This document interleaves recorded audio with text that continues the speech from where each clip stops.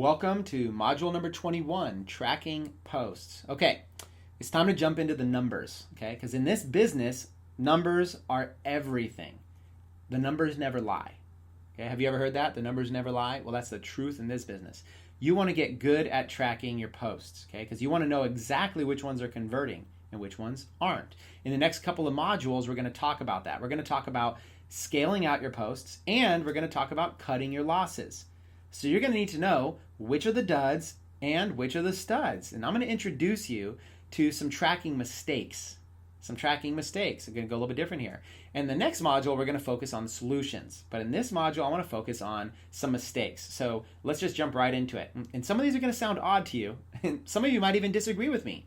This is my own personal experience. This is my own personal opinion. Mistake number one is that thinking that a low cost per website click is needed.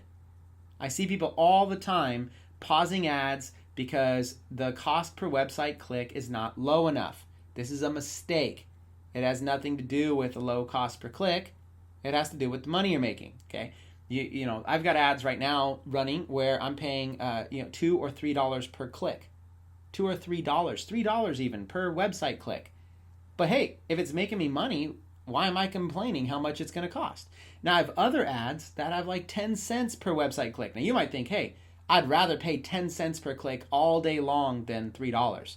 Well, not me. I'd rather just make money all day long. Now, if I can pay 10 cents and make the same money I'd be making if I could pay $3, heck yeah. Now that's the one time that I get it. But mistake that I see people make is that they see a high cost per click and they automatically start pausing their ads, thinking that it's not working and giving up very early. So don't make that mistake, okay? Focus on the important metric, which is, focusing on the money that you're actually making. So let's dive into mistake number two. Confusing clicks with website clicks. So many times I've been working with students for several months now, and a lot of times they tell me how many clicks they're getting. The amount of clicks you're getting doesn't matter at all. The only thing that matters is how many website clicks you're getting. Website clicks. Because you see, when you run ads, a lot of times it'll tell you how many clicks. Let's say you run like a page post engagement ad or whatever. Or let's say you just run a normal ad. Okay, it's going to tell you how many clicks you're getting. Well, they're counting a click on a lot of things. Like if somebody clicks the read more button so they can see more text, that counts as a click. But they didn't go to your website. So why do you even care about that click? So when you're looking at your ads, you might notice one column says clicks and another column says website clicks. And you might at first be confused. Hey, why do I have so many clicks, but yet I don't have as many website clicks? Well, that right there is a sign. You want to focus on website clicks. So don't make mistake number two, which is confusing those. Focus on the second one, website clicks. All right, let's jump to mistake number three. Thinking cost per post engagement is helpful. Cost per post engagement. Okay, this is a mistake I see a lot of people make. So what they do is you place a page post engagement ad, and when you're looking at your ad, it's going to tell you how much you're paying per post engagement. Okay, so it's going to say, oh, you're paying $1 per post engagement, or oh, you're paying 10 cents per post engagement. Okay, that number isn't really helpful. Now, do you want that number to be as low as possible? Absolutely. You want everything to be as low as possible.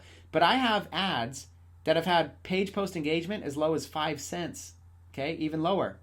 But if I'm not making money on that ad, why does that even matter? See, I want to really kind of drive you home here with this core concept. Does it matter if I'm getting 5 cents per page post engagement, but I'm not making money or I'm losing money? No, I don't care how cheap that is, right? So that's not the metric I really care about. That metric isn't really helpful. I don't care if I'm paying $2 per page post engagement. Again, if I'm making money, I'm making money. So these are the three most common mistakes that I see people make when they're tracking their posts. Okay, look, I could seriously go on and on and on and on with examples, but I'll get to the main point that you need to know. As a dark post advertiser, there is only one tracking statistic that is important. Only one above everything else, to the point where almost no other statistic matters at all. And I've made it pretty clear already, haven't I? Because it's that important. All right? It's that important. You ready to hear what that number one statistic is? And you should already know it by now. So guess it, and let's see if you're right. ROI, return on investment. That is the only statistic that matters. The goal of tracking our posts is all for that purpose. And that's it. To get the best ROI as possible, to get the best return on your investment as possible. All these other metrics get in the way. This is the number one metric above all else. When you get this one down, then the other metrics are stuff that you should follow. Now I'm going to get into an example here. Let's say you're spending $1,000. Okay, maybe a day, maybe a week, maybe a month. I'll let you be the judge of how fast you want to spend money. Let's say you're spending $1,000 a day and you're making $2,000. So you're spending $1,000 and you're making $2,000. Well, that's what really matters. That's it. Right? That's it. I just showed you the stat that matters. And at that point, it's just a game of money flipping and scaling. Money flipping and scaling. That's it. You want to get to the game where it's money flipping. And then if you get something like that, you want to figure out how to scale that out. Go, hey, I figured out a way to flip $1,000 into $2,000 and I'm going to do this all day, baby. Right? So it all comes down to ROI. ROI. The entire goal of even tracking your posts is to identify what can you do to improve your ROI. That's it. That's everything. Don't get carried away with misleading numbers. I see so many people make mistakes. I see so many people track it. So as we dive into another section later on, we're going to talk about Facebook ads reporting. There's a whole entire module dedicated to it. In that section, that's where you're going to really learn to see how to get in there and dive into these numbers. But I don't want you to get carried away with those numbers too much. Focus on ROI, right? So my summary for you, my absolute summary is this. Return on investment is the main thing that matters. If you can focus on getting profitable, getting a good return on investment on your ads, at that point, then you can focus on lowering your cost per website click, lowering your page post engagement, lowering how much that is on every single time. Get profitable and then worry about those things. But listen, a lot of times it doesn't even matter. You might actually pay more for somebody who is more likely to buy.